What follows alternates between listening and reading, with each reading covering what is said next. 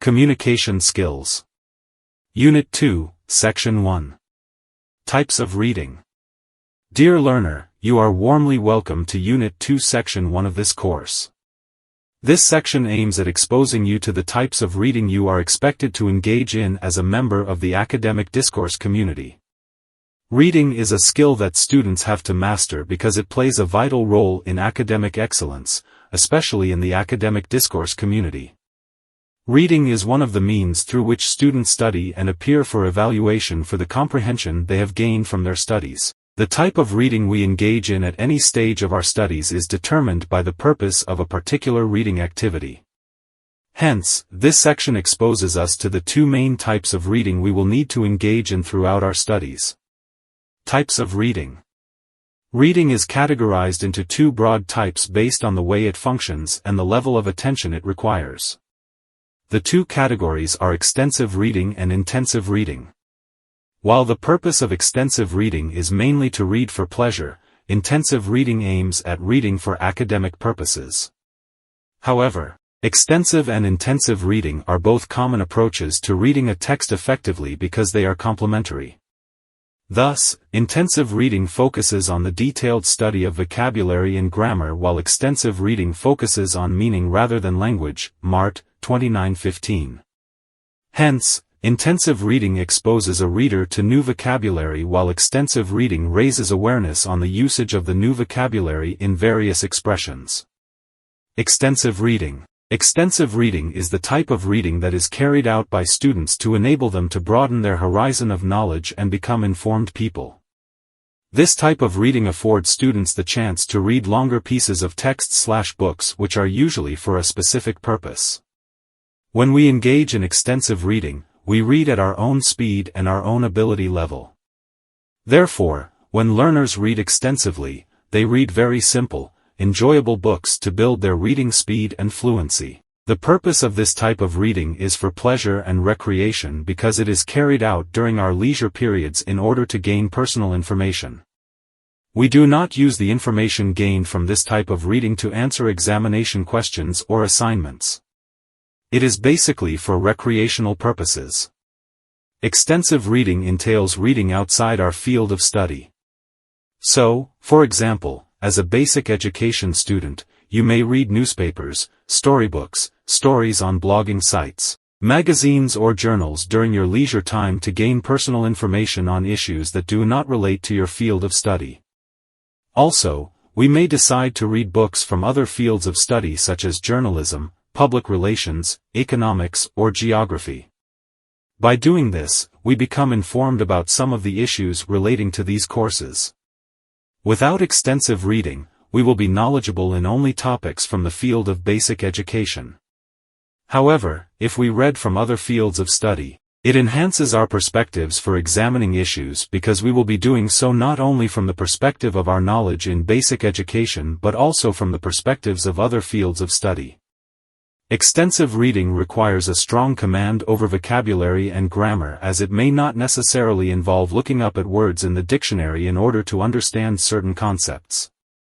Hence, it is required that we select books that are within our level or little above us so that we can improve our reading speed, fluency of reading and level of understanding. In a way, extensive reading gives more exposure to language use, style, vocabulary, and syntax. Extensive reading helps us to read a lot of materials in a lesser period so we could have a general idea about a lot of topics. Materials for this type of reading can be selected by the individual himself or herself according to his/her speed and capability. Extensive reading is supplementary in nature. This means that it is a kind of reading done to enhance general knowledge about a topic or subject of interest. Do you sometimes read online entertainment stories on celebrities, sports or fashion? If it is not for academic purposes but for pleasure or general information, then you are engaging in extensive reading. The benefits of extensive reading. There are many reasons why extensive reading is good for language development.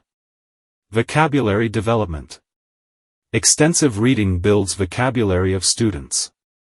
When we read a lot of materials as students, we come across thousands of words and lexical, word, patterns that are not taught in the lecture halls or in our course materials. Extensive reading, therefore, allows us to develop an awareness of common word partnerships and thousands of lexical phrases to improve on our stock of vocabulary. Build-up of knowledge in grammar. Extensive reading helps students to understand grammar. In our course materials, we meet hundreds of grammar patterns. However, the course materials do not provide enough meetings with grammar for real acquisition to occur. Extensive reading provides opportunities for us to experience grammar in context to enable us deepen our understanding of how grammar rules are used in varied contexts. Oral proficiency. Extensive reading helps students to build reading speed and reading fluency. In particular, developing reading speed is important because it helps learners to understand language faster and better. Confidence. One objective of extensive reading is to read for pleasure. Regular practice in extensive reading gradually and unconsciously builds up our confidence level.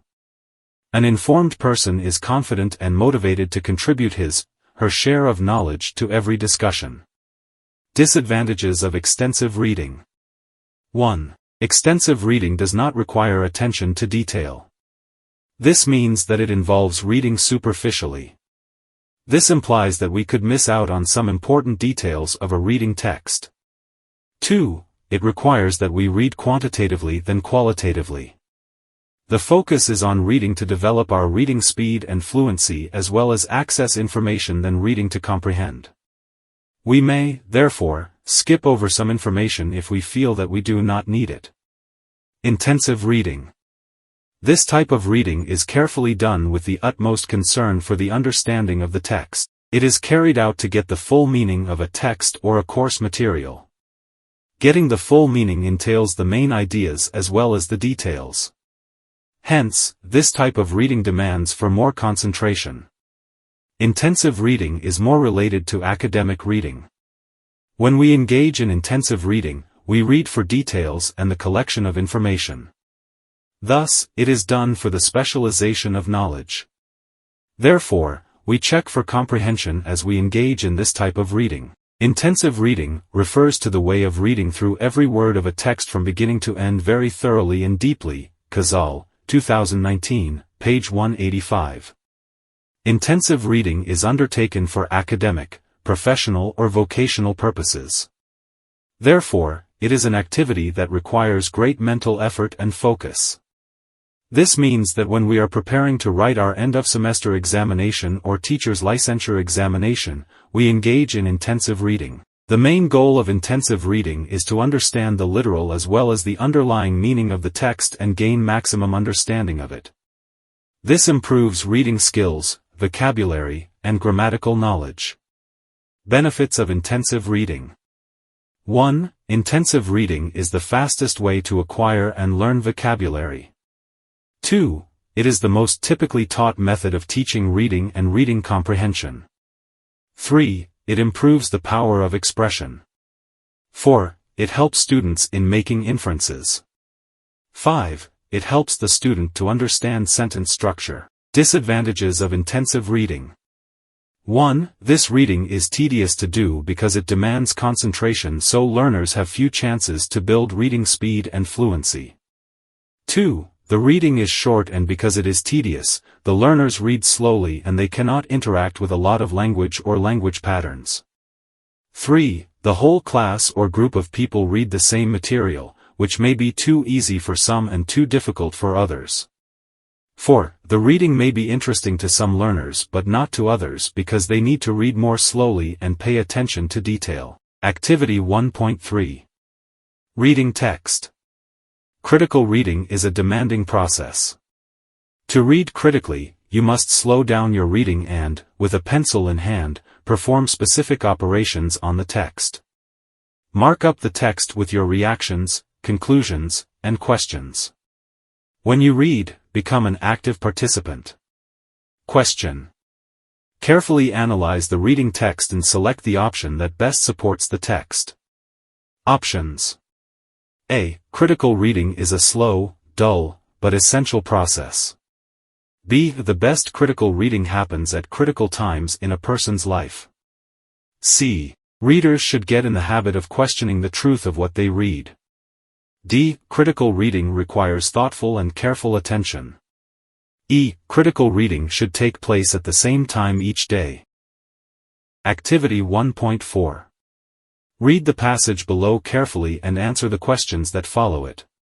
No one would have believed in the last years of the 19th century that this world was being watched keenly and closely by intelligences greater than man's and yet as mortal as his own.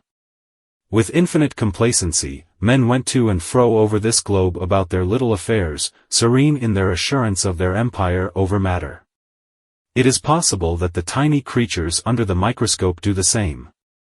No one gave a thought to the older worlds of space as sources of human danger, or thought of them only to dismiss the idea of life upon them as impossible or improbable. At most terrestrial men fancied there might be other men upon Mars, perhaps ready to welcome a missionary enterprise. Yet across the gulf of space, minds that are to our minds as ours are to those of the beasts that perish, intellects vast and cool and unsympathetic regarded this earth with envious eyes, and slowly and surely drew their plans against us. And early in the 20th century came the great disillusionment. The planet Mars revolves about the Sun at a mean distance of 140 million miles, and the light and heat it receives from the Sun is barely half of that received by this world. It must be, if the nebular hypothesis has any truth, older than our world, and long before this Earth ceased to be molten, life upon its surface must have begun its course. The fact that it is scarcely 1/7 of the volume of the Earth must have accelerated its cooling to the temperature at which life could begin.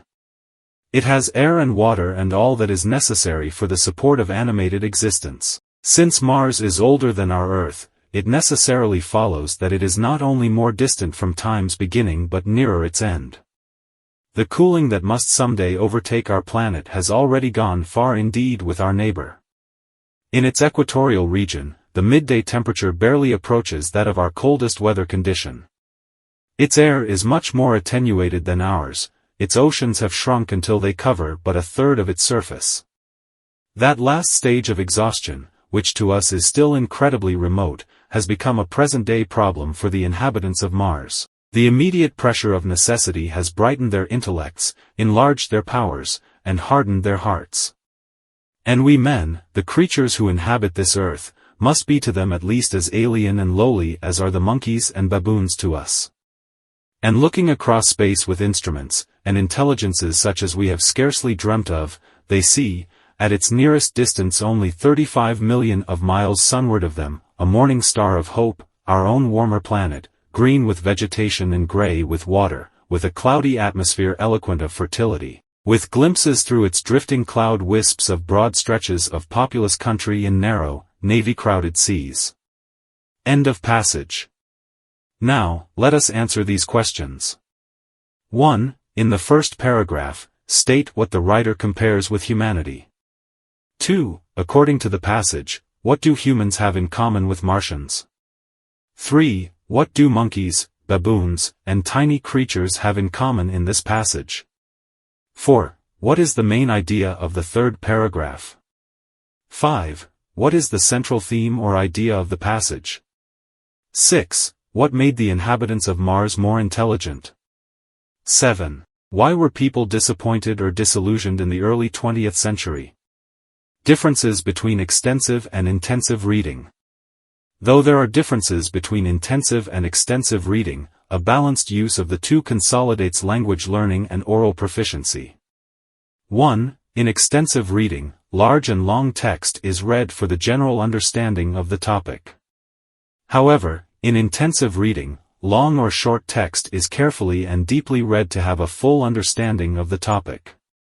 2. Extensive reading is carried out by readers just to gain information or just be aware of a certain piece of information or maybe even just for pleasure, whereas intensive reading is carried out by readers with the focus on understanding the topic deeply, from all angles, and gaining maximum knowledge possible by understanding literal meanings.